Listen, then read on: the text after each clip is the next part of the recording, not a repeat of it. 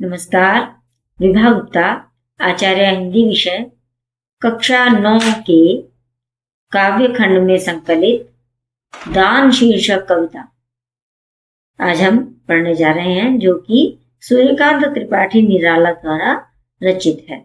तो पहले आइए इनका जीवन परिचय जान लेते हैं। निराला जी का पूरा नाम सूर्यकांत त्रिपाठी निराला। इनका जन्म हुआ सन 1897 ईस्वी में और जन्म स्थान रहा इनका मेदिनीपुर, बंगाल। पिता का नाम पंडित राम सहाय त्रिपाठी और इनकी जो प्रारंभिक शिक्षा हुई है वो राज्य के ही विद्यालय में हुई है। वहीं पर लेखन विधा यानी इन्होंने किस किस विधा पर लिखा, जैसे निबंध लिखे हैं, उपन्यास लिखे हैं, संस्मरण, कहानी, आलोचना और कविता यानी काव्य रचनाएं भी की हैं और गद्य रचनाएं भी की हैं। पत्र पत्रिका की अगर बात करें तो उन्होंने सुधा, मतवाला, समन्वय, गंगा पुस्तक माला, ये पत्र पत्रिकाएं इनके द्वारा रचित हैं। और इनकी जो अन्य रचनाएं हैं, काव्य रचनाओं की बात कर रही हूँ। काव्य रचनाएं हैं इनकी अनामिका, जूही की कली, राम की शक्ति पूजा, परिमल, तोड़ती पत्थर, कुकुरमुत्ता, नए पत्ते, अणिमा, अपरा, गीतिका, सरोज स्मृति आदि और भी रचनाएं हैं इनकी इसके अतिरिक्त। लेकिन यहाँ कुछ प्रमुख रचनाएं ही यहाँ पर दी गई हैं। भाषा शैली की हम बात करें तो भाषा इनकी संस्कृत निष्ठ खड़ी बोली रही है, परिष्कृत खड़ी बोली। और शैली इन्होंने कठिन और सरल दोनों प्रकार की शैली का प्रयोग किया है। दुरूह एवं सरल व सुबोध शैली रही है इनकी। और सन 1961 में निराला जी की मृत्यु हो गई। अब हम इनके द्वारा रचित दान शीर्षक कविता पढ़ेंगे। तो आइए शुरू करते हैं। निकला पहला अरविंद आज, देखता अनिंद रहस्य साज, सौरभ वसना समीर बहती, कानों में प्राणों की कहती। देखिए, निकला पहला अरविंद आज, आज पहला कमल खिल गया। यानी कवि कह रहे हैं जो पौष महीने की प्रातःकाल की प्राकृतिक सुंदरता है उसका वर्णन करते हुए कवि कह रहे हैं कि प्रकृति के रहस्यमय सुंदर श्रृंगार को देखने के लिए पौ फटते ही, पौ फटना कहते हैं प्रातःकाल होना, जैसे सूरज की किरणें आनी शुरू होती है ना, वो पौ फटना कहा जाता है। तो यानी प्रातःकाल होते ही पहला कमल खिल गया है, कहा ना, निकला पहला अरविंद आज है। इसका मतलब है प्रकृति के रहस्यों को निर्दोष भाव से देखने के लिए आज ज्ञान का प्रतीक सूर्य निकल आया है।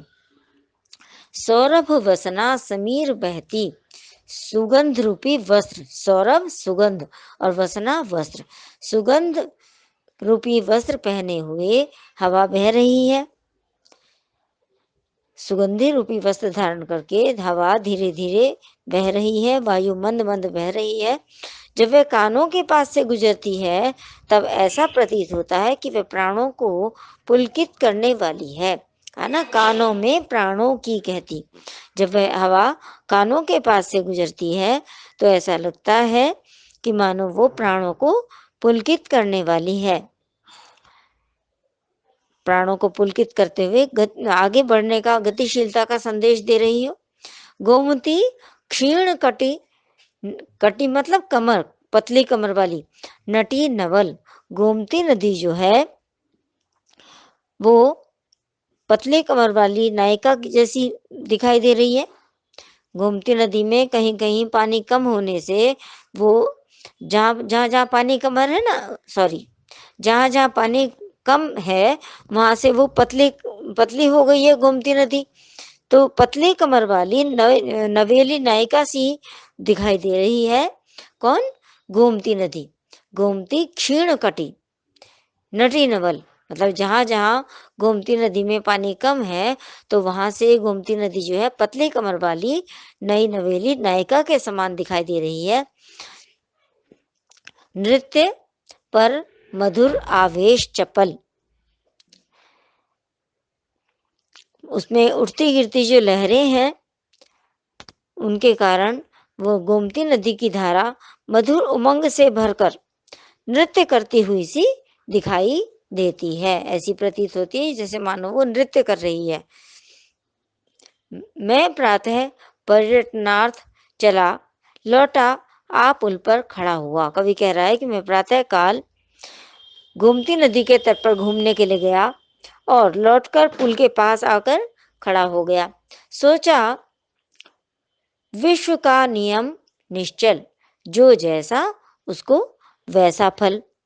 कवि के मन में ये बात आती है, वहीं कवि विचार करते हैं कि इस संसार के सभी नियम जो हैं वो अटल हैं। जो जैसा करता है उसे वैसा ही प्रतिफल प्राप्त होता है। देती यह प्रकृति स्वयं सदया, सोचने को न रहा कुछ नया। मतलब जो जैसा करता है उसे वैसा ही फल प्राप्त होता है। ये प्रकृति जो है ये दया भाव से सभी मनुष्यों को उनके कर्मों का फल प्रदान करती है। सौंदर्य गीत बहुवर्ण गंध भाषा भावों के छंद बंध और भी उच्चतर जो विलास प्राकृतिक दान वे सप्रयास या अनायास, सप्रयास यानी प्रयास करके या अनायास यानी बिना किसी प्रयास के आते हैं सब, सब में है श्रेष्ठ धन्य मानव। आगे कवि कह रहे हैं कि अपने कर्मों के अनुसार सब फल पाते हैं। इस प्रकार उनके सोचने के लिए कुछ भी नया नहीं है। ये प्रकृति सबको उनके कर्मों का फल देती है। सोचने को न रहा कुछ नया, सोचने के लिए नया कुछ नहीं रहता। फिर इस संसार में एक से बढ़कर एक सुंदर चीजें हैं, जिनमें सुंदरता है, गीत हैं, अनेक रंग और सुगंध हैं, भाषा है, भाव हैं, सुंदर छंद भी हैं। कहा ना, सौंदर्य गीत बहुवर्ण गंध भाषा भावों के छंद बंध हैं, तो सुंदर छंद भी है। ये सब हमारा मन मोह लेते हैं। और भी उच्चतर जो विलास प्राकृतिक दान वे सब प्रयास। इससे अतिरिक्त भी और बहुत सी चीजें हैं संसार में जो हमारा मन मोह लेती हैं और हमें सुंदरता जो हमें सुंदर प्रतीत होती हैं, और जो मनुष्य के पास प्रयत्न करने पर या बिना किसी प्रयत्न के भी स्वयं उसे प्राप्त हो जाती हैं। इस संसार में बहुत सी ऐसी प्राकृतिक वस्तुएं हैं। इसलिए इस जड़ चेतन संसार में मनुष्य और जो जो भी प्राणी हैं उन सब में श्रेष्ठ कहा गया है। इसलिए मनुष्य जो है वो धन्य है। तात्पर्य यह है कवि के कहने का कि विश्व में मनुष्य ही ईश्वर की सर्वश्रेष्ठ रचना है। सब में है श्रेष्ठ धन्य मानव। जितने प्राणी हैं संसार में उनमें मनुष्य को श्रेष्ठ माना गया है। मनुष्य को ईश्वर की श्रेष्ठ रचना कहा गया है। फिर देखा उस पुल के ऊपर बहुसंख्यक बैठे हैं वानर। इसके बाद कवि ने देखा कि उस पुल के ऊपर बहुत भारी संख्या में वानर बैठे हुए हैं। वानर मतलब बंदर बैठे हैं। निराला जी कह रहे हैं कि मैंने देखा गोमती नदी के पुल पर बहुत बड़ी संख्या में वानर इकट्ठे हुए बैठे हैं। एक और पंथ के कृष्णकाय कंकाल शेष नर मृत्यु प्राय, और एक तरफ जो है रास्ते के एक तरफ एक भिखारी बैठा है जो कि मानव हड्डियों का ढांचा मात्र रह गया है। सड़क के एक तरफ दुबला पतला काले रंग का एक भिखारी बैठा हुआ है जो कि ऐसा दिखाई देता है जिसका शरीर मानो हड्डियों का ढांचा मात्र ही रह गया हो। ऐसा लग रहा था उसे देख के कि जैसे कंकाल शेष नर मृत्यु प्राय, मतलब कोई भी क्षण उसका अंतिम क्षण हो सकता था। उसकी मृत्यु मानो निकट ही है, जैसे गरीबी स्वयं दुर्बल शरीर धारण करके वहां बैठी हो, ऐसा भी लग रहा था। बैठा सशरीर दैन्य दुर्बल भिक्षा को उठी दृष्टि निश्चल, मतलब ऐसा लग रहा था जैसे ये गरीबी जो है स्वयं ही शरीर धारण करके वहां बैठ गई हो।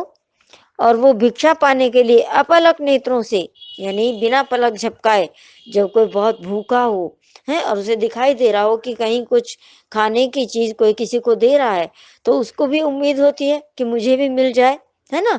तो उस समय वो पलक नहीं झपकाता। जब हमें कोई ऐसी मनचाही वस्तु हमें मिल जाती है, दिखती है सामने, तो पर एकटक दृष्टि से देखना जिसे कहते हैं, तो बिना पलक झपकाए वो उधर देखता जा रहा था। अति क्षीण कंठ है, तीव्र श्वास उसकी तेजी से चल रही है। उसका कंठ भूख के कारण कमजोर पड़ गया था और उसकी श्वास, जो सांसें चल रही थी, वो बड़ी तेजी से चल रही थी, तीव्र गति से। जीता ज्यों जीवन से उदास। वो भिखारी जो था, वो जीवित तो था, परंतु वह अपने जीवन के प्रति उदासी का अनुभव कर रहा था, क्योंकि जीवन में जो कुछ उसे चाहिए था वो उसे मिल नहीं पा रहा था। वो ठीक से अपना जीवन यापन नहीं कर पा रहा था। इस कारण केवल बस जीवित मात्र था और अपने जीवन के प्रति वो उदास था। वो खुशी खुशी जीवन नहीं बिता पा रहा था। ढोता जो वह कौन सा शाप, मतलब जो वो वहन कर रहा है, जिस जीवन का वो बोझ उठा रहा है इस जीवन में, तो वो किस किस शाप का प्रतिफल भोग रहा है, ऐसा मन में कवि के अनुमान हो रहा था कि उसे कौन सा शाप मिला होगा जिसका ये प्रतिफल भोग रहा है। यह प्रश्न सदा ही पथ पर सदा मौन इसका उत्तर। भोगता कठिन कौन सा पाप, ऐसा उसने कौन सा पाप किया है जिसका वे प्रतिफल भोग रहा है। कवि के मन में ये विचार आ रहा है उस भिखारी को देख के। ये प्रश्न सदा ही है पथ पर सदा मौन इसका उत्तर। कवि कहता है कि ये प्रश्न सदैव ही इस मार्ग पर बना रहता है, लेकिन इसका उत्तर सदैव ही मौन रहता है। न जाने इस रूप में वह कौन सा शाप ढो रहा था, किन पापों का फल भोग रहा था, ये बातें कवि के मन में आ रही है ना। तो उस मार्ग से गुजरने वाले सभी लोग यही सोचते थे, किंतु कोई भी उसका उत्तर नहीं दे पाता था। किसी के पास भी इस प्रश्न का कोई उत्तर नहीं होता था, तो उत्तर मौन हो गया। यानी जो बड़ी दया का उदाहरण, वह पैसा एक उपायकरण। कोई अधिक दया दिखाता था तो एक पैसा उसकी तरफ फेंक देता था, उसे दे देता था, जैसे कि उस एक पैसे की दया से उसकी दरिद्रता दूर हो जाएगी। मानो एक पैसा ही दे के उन्होंने एक उपाय कर लिया उसकी दरिद्रता दूर करने का। ठीक है। तत्सम शब्दों से युक्त खड़ी बोली है, वर्णनात्मक और व्यंग्यात्मक शैली है। रस, क्योंकि प्रकृति का भी वर्णन चल रहा है और करुणा भरे भाव भी यहाँ पर उत्पन्न हो रहे हैं, तो करुण रस भी है और शांत रस भी है। आगे पढ़ते हैं। मैंने झुक नीचे को देखा, मैंने झुक नीचे को देखा, तो झलकी आशा की रेखा। कवि कहता है कि मैंने झुक कर जब नीचे की तरफ देखा तो मेरे मन में एक आशा की किरण उत्पन्न हुई। वहां एक ब्राह्मण स्नान करके शिवजी पर जल, दूब दूब घास होती है ना, चावल, तिल आदि चढ़ाकर अपनी झोली लेकर ऊपर आया। है ना, मैंने झुक नीचे को देखा तो झलकी आशा की रेखा। कवि कहता है मैंने झुककर जब नीचे की तरफ देखा तो मुझे एक आशा की किरण दिखाई दी। वहां देखा कवि ने कि कोई ब्राह्मण है, उसने स्नान किया और शिव जी पर जल चढ़ाया, दूब घास चढ़ाई, चावल और तिल आदि चढ़ाए, और उसके बाद वो लेकर झोली आए ऊपर, देखकर चले तत्पर वानर। तो वो अपनी झोली लेकर ऊपर आया, ब्राह्मण जो था जिसने शिव जी पे भी धूप घास चढ़ाई और चावल और तिल चढ़ाए, वो अपनी झोली लेकर ऊपर आया, जो थैला उसने ले रखा था। और उसे देखते ही जो वहां वानर बहुत सारी संख्या में बैठे हुए थे, एकदम उसकी ओर बढ़ चले, शीघ्रता से दौड़े, क्योंकि वो इस प्रकार से वानरों को जिमाया करता होगा। द्विज राम भक्त, वो ब्राह्मण जो था वो राम भक्त था। भक्ति की उसे आशा थी। भक्ति करने से, राम की भक्ति करने से मेरी मनोकामना पूर्ण होगी, ऐसी उसे आशा रहती थी। वो जो राम भक्त ब्राह्मण था, वो 12 महीने मतलब पूरे वर्ष, यानी सदैव ही, हमेशा ही शिव जी को पूजता था, शिव जी का भजन करता था। कर रामायण का पारायण, जपते हैं श्रीमन नारायण। तो वो रामायण का पाठ करता है और श्रीमन नारायण का भी वो जाप करता है। विष्णु जी का, भगवान शिव की आराधना किया करते थे। उसके साथ दुख पाते जब होते अनाथ, कहते कपियों के जोड़ हाथ।